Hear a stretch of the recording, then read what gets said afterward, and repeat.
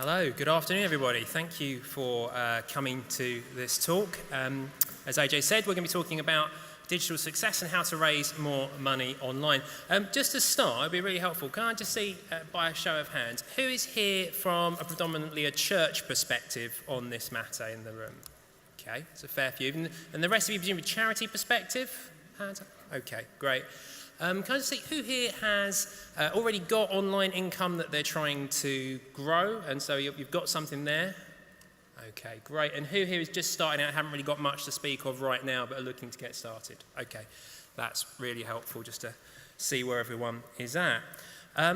Okay, so what we're going to do in this session is we're going to talk a little bit about the fundamentals of how to raise more money online, so some key principles behind strategy. And then we're going to look a little bit at channels and how we might use channels like social media and so forth in order to raise more funds. Now, I've got quite a wide brief. I've got quite a few subject areas to talk over. So we're going to do quite a kind of high-level look at the kind of big picture of online fundraising and how to grow things. So there's going to be lots of slides, and I'm going to put a link up on the screen at the end so you can grab them, so you don't need to sort of scribble furiously rather than listen to me, but do feel free, of course, to make notes if you'd like to. Okay then, I want to start by talking about this because it was given a funky name by some American consultants, the flux capacitor of online revenue maximization. But the truth is that all online fundraising strategy is built around this idea that there are only three things you can influence: the number of people that you speak to, the amount of them that convert to give you a gift, and the average gift. And so all online strategy to raise more funds through digital fundraising has to act on one of these three things. So we're going to talk about that a little bit to start with, because this is the kind of the buckets that all of our kind of thinking needs to go into. So when we think about audience and growing audience, the number of people whom we can ask, one of the big areas for that will obviously be traffic to your website. And there are 6 main ways that traffic comes to our websites, and this is pretty much true for most organizations. Email, search, and social, and we'll talk a little bit about them in slightly more detail later on in the talk, but also through paid promotion. So this could be via a Facebook advert or a Google ad grant. Now, you can pay Google to place adverts when people search for things, but Google will also give promotion to charities. So if you don't currently have a Google Ad Grants account, you're missing out on $10,000 equivalent per month of advertising on Google. So certainly do that, and do take everything that they were prepared to offer you, because that's a great deal. There's also direct traffic, so people seeing your URL maybe on literature or on signage, and then there's referral traffic. So there's people who might be clicking through from another website, a partner, a news report, something like that. So what you need to do is to think of ways in which you can improve each of these areas. And as I said, some of them we're going to talk about in a little bit more detail. But what I would encourage you to do is, as I talk about some of these different points, and there will be different points on different slides, is just to mentally think of different ways that you can do something in your context to improve, because this will help you as you go from this talk today. But apart from growing traffic to your website, you also have a kind of audience which is based around data, so maybe your email list. And one of the key things for digital fundraising very much is email. It might not be the most kind of trendy thing to talk about, but email is still the bedrock of most online fundraising. So to grow your email list is a really important thing to do. And there are some key ways in which you can do that. An email sign-up box on your website, which should be on every single page. It should be near the header, and it should be something which really is visible to everyone that visits. It shouldn't be hidden away. It shouldn't only be on some pages. You can use things like light boxes, pop-ups, things that kind of slide in at the side or the bottom. Those kinds of things can convert between 1% and 4% of all your web traffic into a subscriber to an e-newsletter. And that's a good way of starting to build a list. You also have offline sources, and I encourage you to make the most of things like events and so forth, where you can actually get people to complete contact cards, because you can build your email list in this way. Again, paid promotion, maybe using something like called Facebook lead forms. I'll mention that again a bit later, but Facebook lead forms are a great way in order to get people to opt in to build relationship with you. You might have offers. You might be able to say to people that you have books or CDs or things which you've got which you can give in order for people to kind of register for them. And lastly, campaigns. If you're a kind of cause-based organisation, you can use campaigning around certain issues in order to get people to choose to opt into further communications.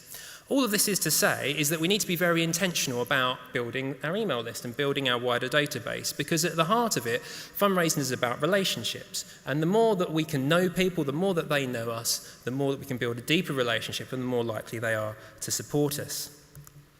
Now, data is difficult now, especially in light of GDPR. And so really, we all know that we've got to manage it well.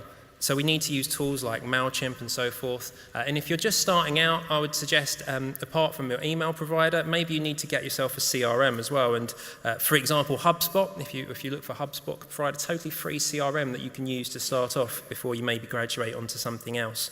But just to say that data management is really important. Okay, so let's say that we've increased the amount of people coming to our website, we've got them signed up to our lists. Now what? Well, now we've got to ask them to do something. We've got to convert them. We've got to get them to take an action. And I did a little bit of research into what are the key things in the way that we put propositions to people which would actually influence them to take that proposition and to convert to give a gift. And it came down to these 6 things. But I want to start with the issue of why.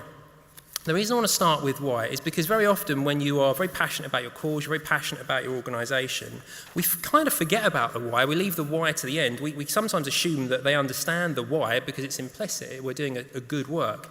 And sometimes we don't even start with what, though. We start with us, and we start by explaining what we do and the kind of characteristics of who we are, and then we explain what we do, then we explain how we do it, and then we might explain why. And just to give you an example of how that doesn't quite work with the way people think, in the way people make decisions, is to just think about, just like a kind of mythical homeless charity that starts their explanation when they're talking to people as, hey, we're St. Stephen's Homeless Charity. We provide essentials and food for people who don't have a home. We have a night shelter that's open every day of the week, and we send out a van once a week to help people. And if you remember the why, you might explain that, but you say, because it's good to help homeless people. We need to make sure that they're looked after.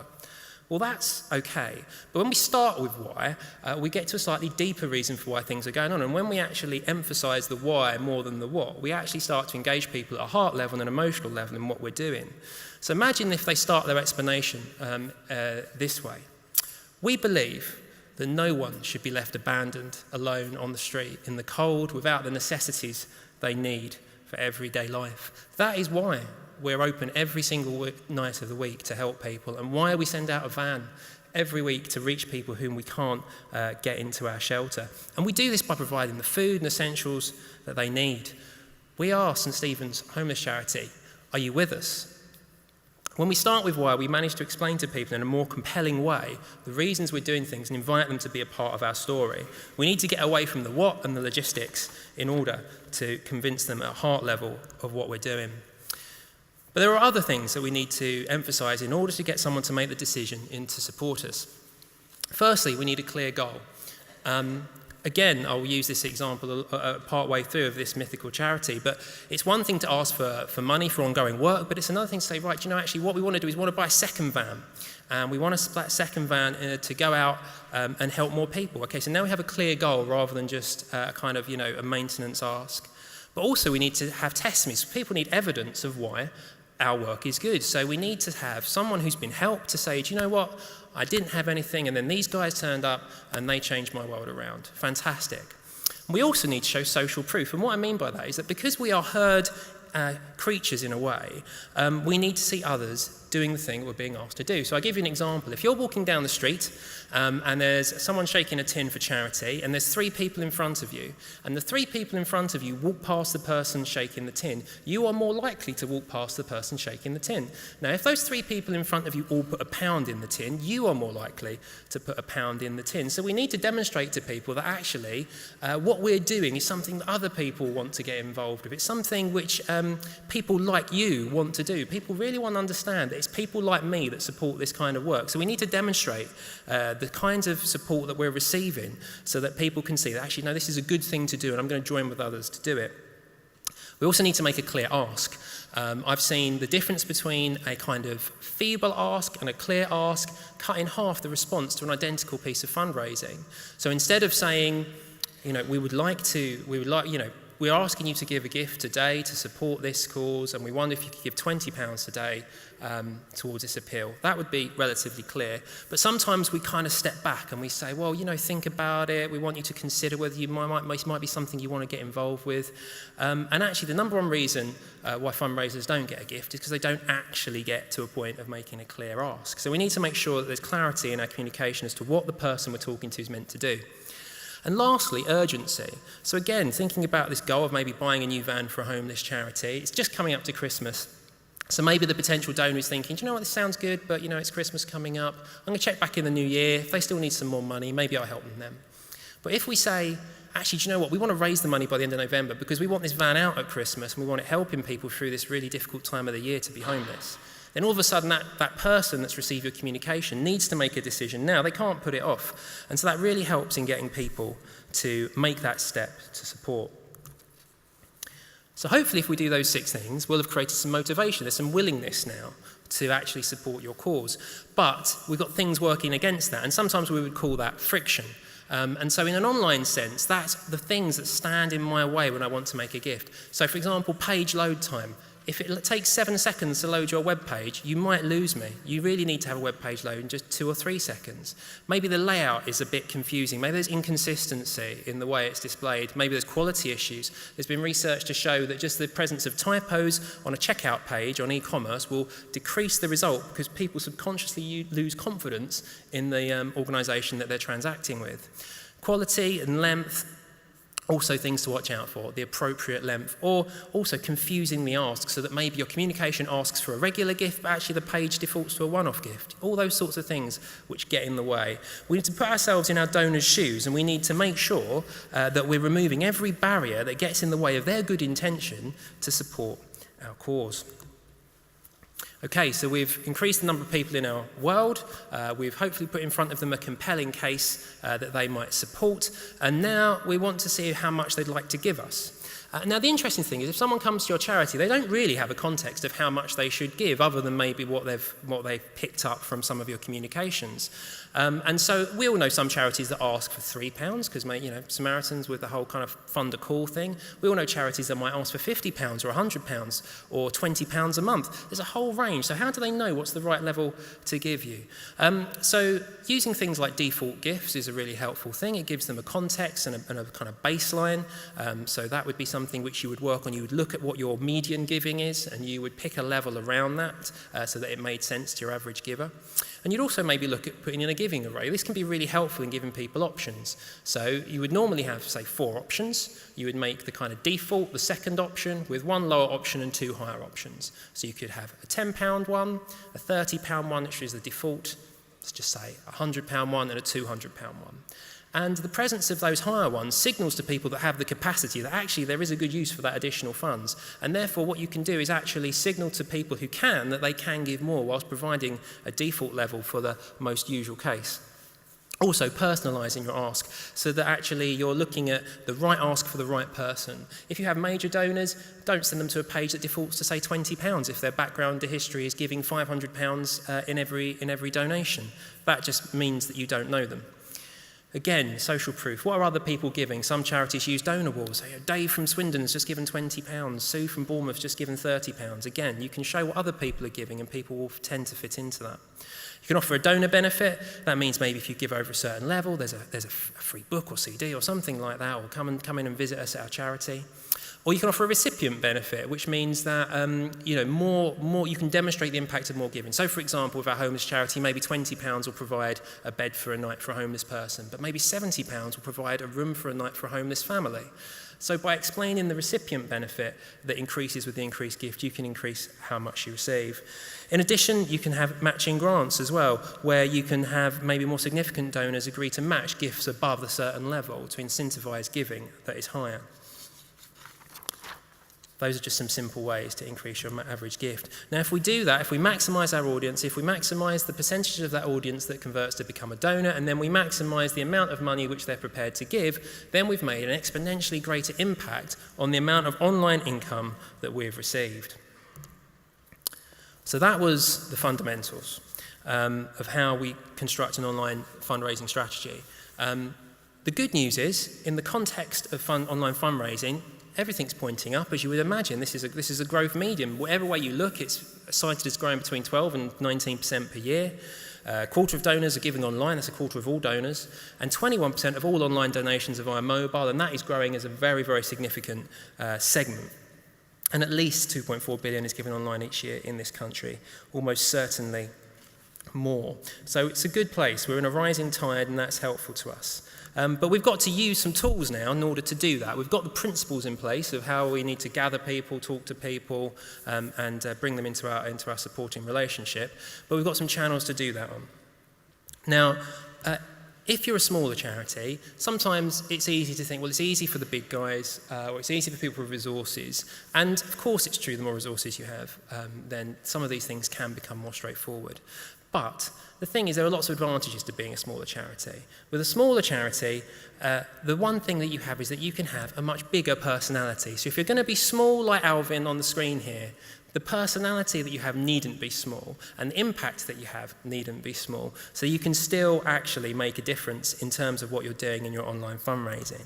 And actually, being a smaller charity, you do have advantages. You have the potential to have more personality than a larger charity that is maybe a bit more corporate. You can build deeper relationships with individuals who might have a deeper relationship with the staffing and the people in your organisation. You might serve a particular niche, whereas the larger charities serve much broader categories. You might have a specific region or parish where you are able to operate and actually claim as your own and build affinity in. It could be that you can demonstrate greater impact because less of your money goes on overheads. Or it could be that because you're small and nimble that you can respond more quickly, you can be more innovative. What I guess I'm saying here is that we need to look at the things that we have and the benefits that they actually offer us, not just the negative, so that when we communicate to potential donors, we can show them the best of ourselves, and even if we are small, we can punch above our weight.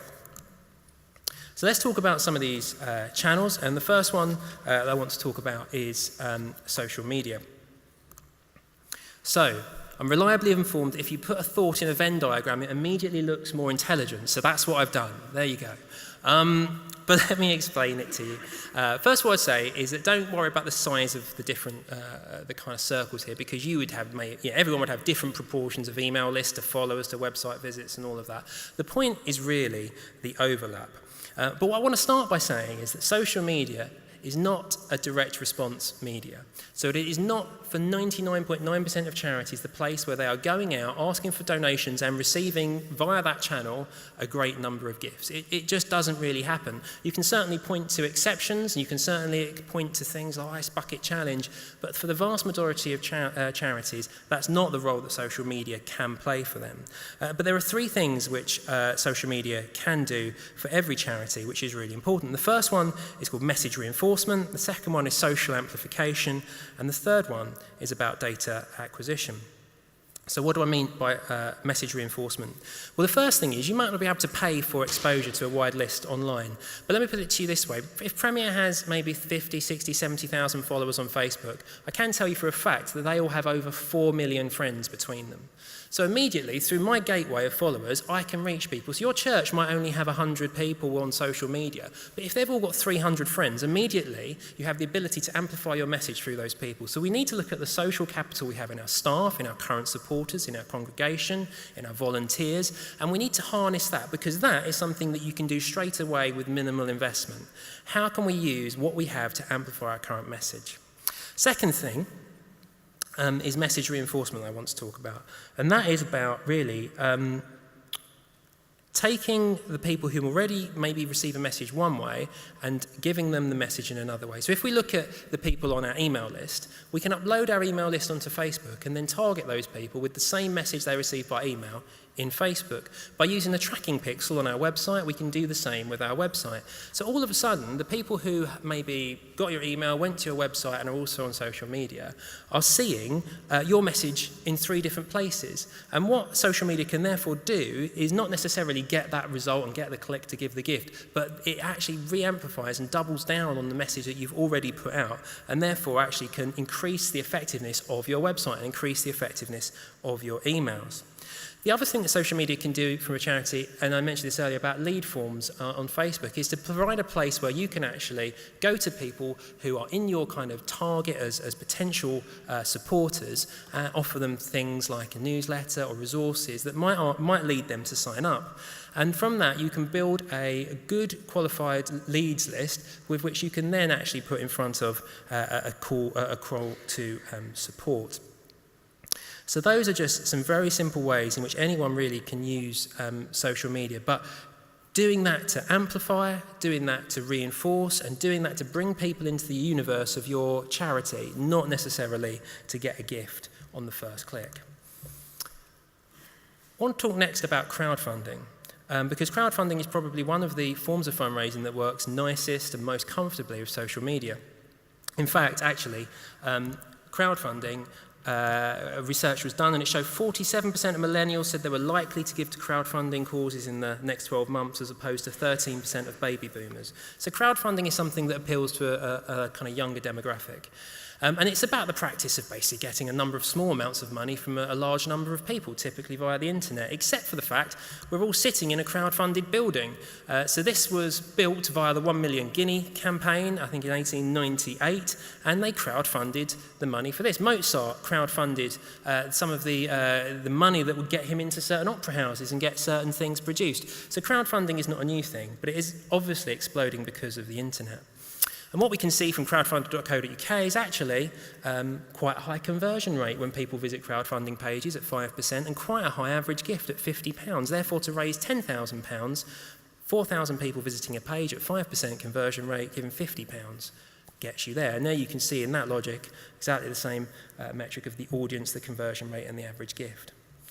Now, there are lots of things put in place to have a good fundraising campaign in a crowdfunding platform, and I won't go through them today because time will not allow. But these components put together well will mean that you're able to engage people in that platform, and specifically thinking about the rewards. Rewards is actually a unique thing to crowdfunding and something that needs to be very well thought through. But I encourage you to explore that from this place. There are places that can help you find crowdfunding platforms like eurocrowd.org, but actually the three at the bottom are the three main ones that seem to be used in the UK: Just Giving Crowdfunding, crowdfunder.co.uk, and GoFundMe. So if you're interested in crowdfunding, those can be really useful. And crowdfunding is especially good for launches, it's good for new things, it's good for capital appeals, it's good for helping individuals. Those are the main uses for crowdfunding. Okay, email. So we said at the start we would get some people on our email list, and that's great, good, they're there. But we need to deliver an email to them, we need to get them to open the email, and we would like them to click and come through to a landing page in order to give us an online donation. So getting people through this chain is really something that we need to be intentional about. So to start with, in terms of delivery, we'll assume you're using a decent email provider like MailChimp or .mailer or something like that, but of course an email service provider is important. And you need to watch your delivery kind of rating, so spam rating. And you'll normally get feedback within your platform about the quality of your emails and whether they're getting flagged. But actually, one of the key reasons things don't get delivered is actually good old typos. So I once had about 150,000 hard bounces in Premier's database looked at, and we found about 8,000 to 10,000 of them were down to typos. Most of them from people spelling their own name wrong. So I would put Kevin in, but I'm in a rush, so the N and the I get the wrong way around. I'm at hotmail.com, but I put hotmail.com again because I was rushing. And actually, you can quickly change those. So I actually really encourage you to keep an eye on your bounces and on the data that you're getting, and make sure it goes on well, because actually, simple typographic attention to detail could save maybe 10% of your bounce rate. But let's assume you've got an email through to these people. We need to get them to open it. So the three things that really indicate whether someone opens an email is the subject line, what they think of you, because they obviously have gained an opinion based on your previous emails, and something we call a pre-header. So the important thing is that subject line can make a massive difference. And the thing that I would say is the thing to avoid, as an example, is things like July newsletter. You would be surprised how many charities, July, August, September. I mean, give me a reason to open what you're sending me. I mean, if you've got some interesting stories in your July newsletter that says, like the moment the CEO met the police, and read Alice's amazing testimony, actually, I've got something to play with now in terms of, I might open that, there's value in it. One of the more successful ones we did recently was trying to fund more volunteers to take calls for our Premier Lifeline service, because we can't answer all the calls that come in.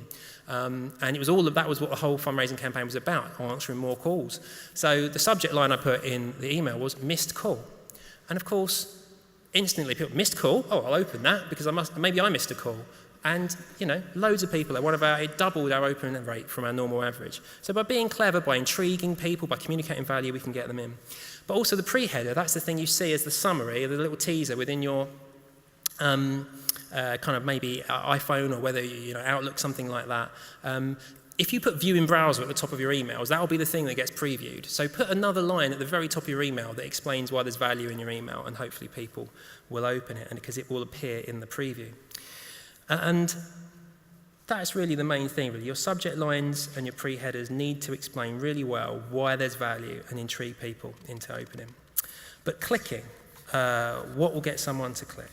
The first thing about an email that asks for funds is that it needs to only ask for funds. It needs to have a single clear thought. It can't be part of a newsletter. It can't have lots of other stories. It needs to be something which is really easy to understand. As I say, a single thought, a clear and compelling case that appeals to the heart, that speaks to the why of someone should give, that uses all the kind of influencing tools that we mentioned earlier, in order to get someone to respond. In a technical sense, it's good to have buttons and links in the text and images, so they have lots of places to click.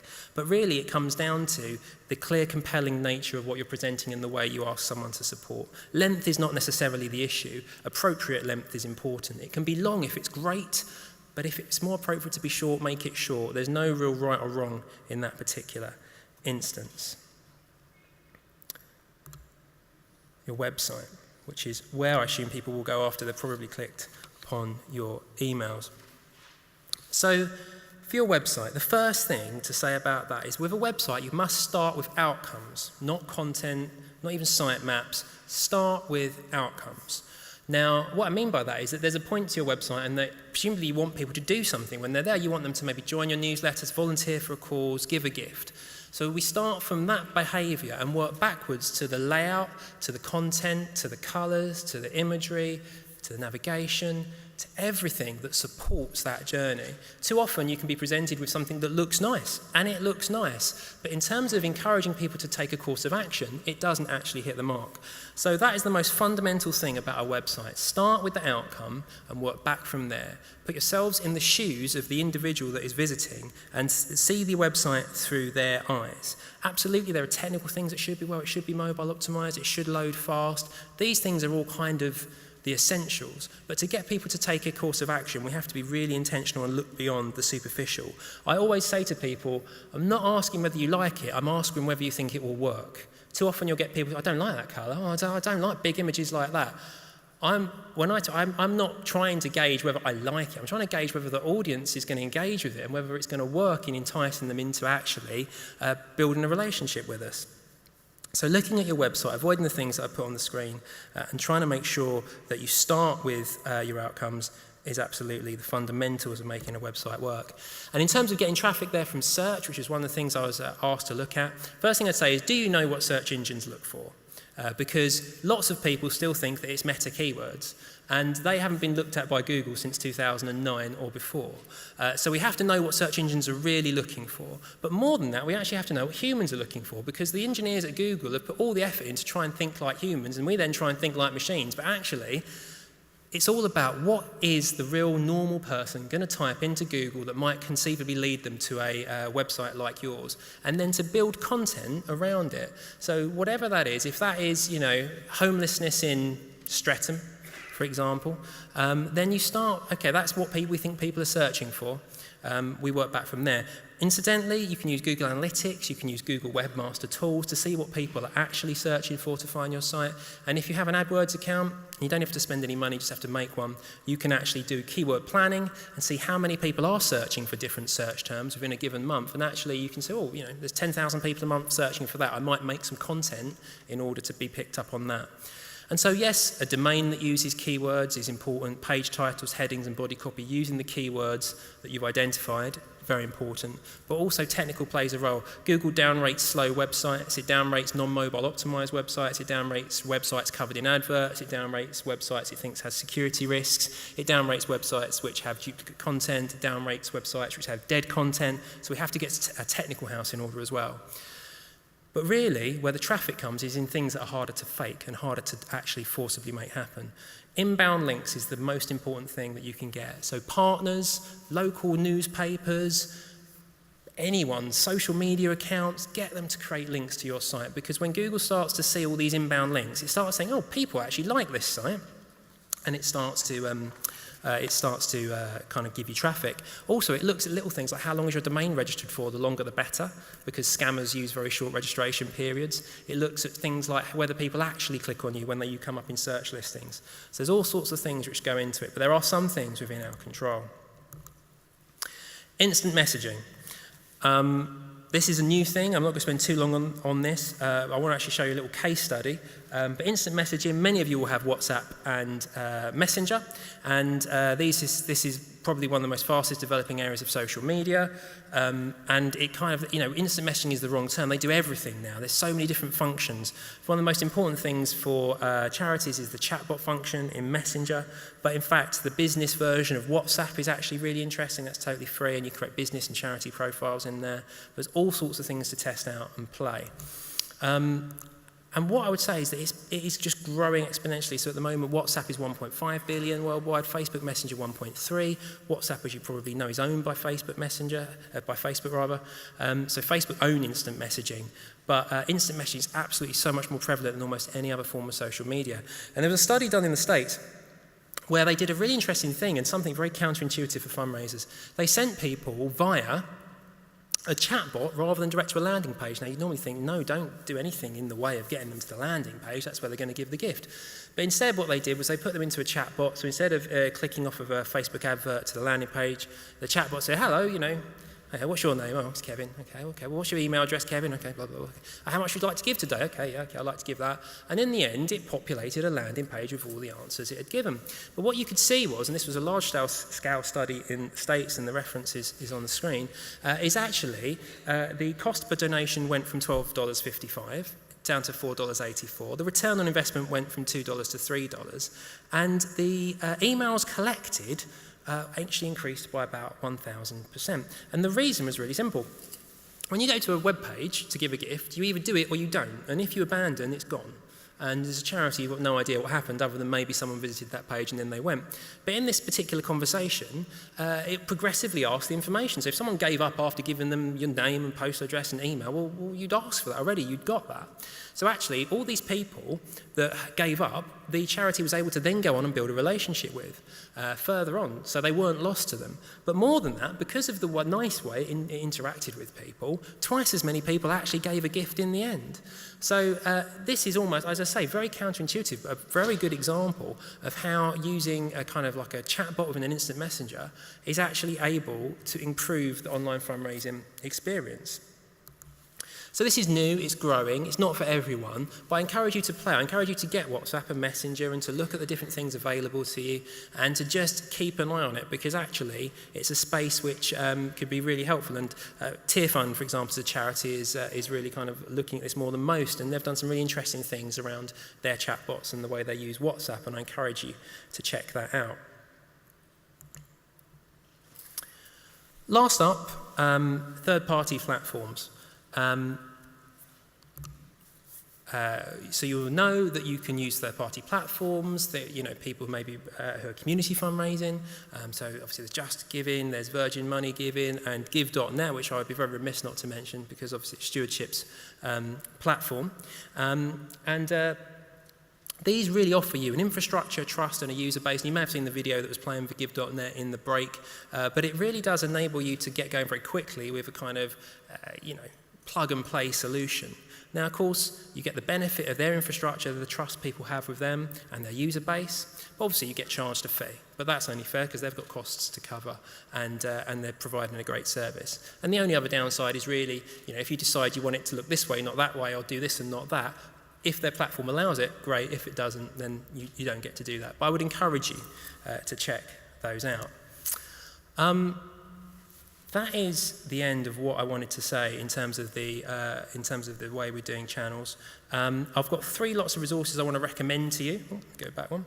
So first up is this is the online fundraising scorecard. Premier's worked in cooperation with a fundraising consultancy, and we've scored quite a lot of UK non-profits on the way that they do online fundraising. And you can find out all the things that UK charities do well and not so well, and areas in which you can improve. That's entirely free, so that's onlinefundraisingscorecard.co.uk. And then this one is just a secular one from Lloyds Bank. They do an annual tracking study on charities and businesses. And you can see there exactly how charities are using digital. That's about halfway through the report. That's quite interesting if you want to see what everyone else is using digital for, and there's a short link there for you. And then the last one I want to recommend to you is an experiment library from the States. This is really interesting. We worked with this charity, this consultancy a year or 2 ago, and they document online experiments. So where it says, should we have a button or should we not have a button? Should we use a photo? Should we not use a photo? Should we do it this way, that way, lengthways, sideways, all that kind of stuff. And then they do it in a controlled way and then tell you what the result was. So they say, for example, I've sort of screenshotted something here, and adding a ask to donate at the end of each article on the Catholic media website created a 600% uplift in gifts. So what you can do is go on this particular menu of stuff, and you can kind of like find things other people have done and learn from their experimentation. Right. Whistle-stop tour of online fundraising maximisation conducted. You can grab my slides at that bit.ly link on the screen straight away. If you put that into your phone, they will download. So all the little links and things you can get. I think I can now able to take a question if anyone's got one. Oh, where can we go to? I try to think about a charity I know. So one of the things you could check out, there's a guy who specialises in Christian training. It's called Church Train. So he specialises in churches. Trying to think about specific training for MailChimp. Other than the online videos that they provide, I'm afraid I've never attended. See, we use .mailer at Premier, so I've not done any of the MailChimp training, I'm afraid. Next question.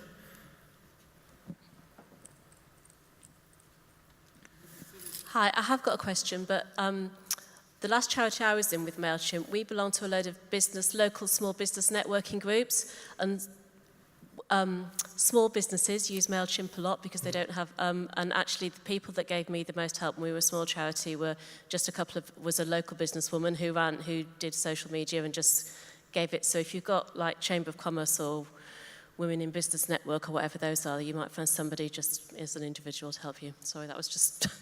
It's good. Try and be helpful. No, it's good. Let's learn from each other. Part of the question would be, how did they join your list and who are they? Because if they really knew what they were signing up for, you have a suspicion they're quite committed to you, then more would be totally okay. But I think you can email as frequently as you've got something interesting to say. So if you can tell people stories, and what I would say is that hopefully, if you can read an email fundraising communication and actually feel, even if I didn't give, I quite enjoyed reading it because there was a nice story, it made me feel good, then actually you're not annoying people. But what I would say, if you want to email in the run-up to Christmas once a week, I would say absolutely no problem with doing that. I would watch your unsubscribe rates just to make sure, and you could always do some feedback. We've done this in the past, but do you think we contact you too much, not enough, or just about right? You could do that in the new year. It's just a friendly email. Especially if you mix it up, you've got something interesting to say. No problem with doing one a week in the lead up to your Christmas campaign, I would say. Yeah, good question. So it depends how you define success. We're still here, so I'd say that's a tick. Premier, broadcasting is an incredibly expensive business, and it's subject to increases on an annual basis of which, we only have limited control. They're contractually obliged. And then sometimes things happen, like transmitters break and need repairing. So there are often times when Premier needs to raise significant sums of money. What I would say is that based upon the number of people we reach, Premier Christian Radio reaches 1.2 million people every week, the actual value is incredibly high, and they on average spend 10 hours with us. So in terms of reaching an individual, Premier is an incredibly cheap way way to do that. Our fundraising, thank the Lord, people support us, they rally around because they really appreciate the ministry that we put into their lives. So we're still here and people support us. And the other thing I'd say is that our lapse rate, which is a good fundraising metric, is really low. People don't leave us. So we think that that's probably a good sign.